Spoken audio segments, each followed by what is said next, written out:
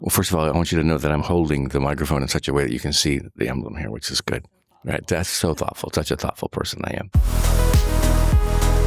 I love Apocalypse Now. It was a transformative movie for me when I saw it. I just didn't think you could tell a story like that. And there's some performances in there that I'm absolutely in love with. Later in my career, I got to work with Freddie Forrest on something that we did, and it was like, I just peppered him with stories. And I also worked with Martin Sheen. So I brought my laser disc of Apocalypse Now for Martin to sign.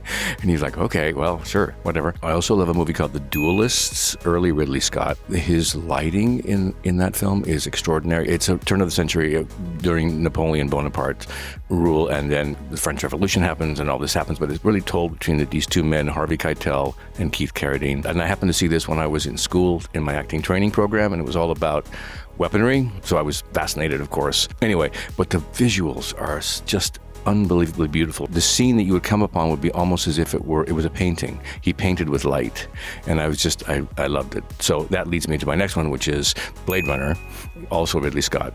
Just a movie that I wish I had been in. That's how I felt about it. And Rutger Hauer's performance, I studied it, and I've borrowed from that performance in my stuff because I was just so transfixed by it. So then the fourth one is Das Boot. Okay, so Wolfgang Petersen.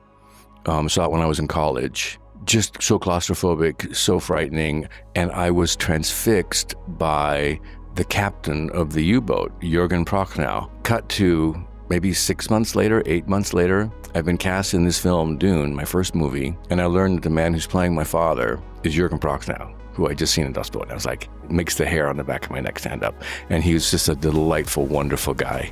And I was like, I can't believe this is happening. This is like a crazy fairy tale.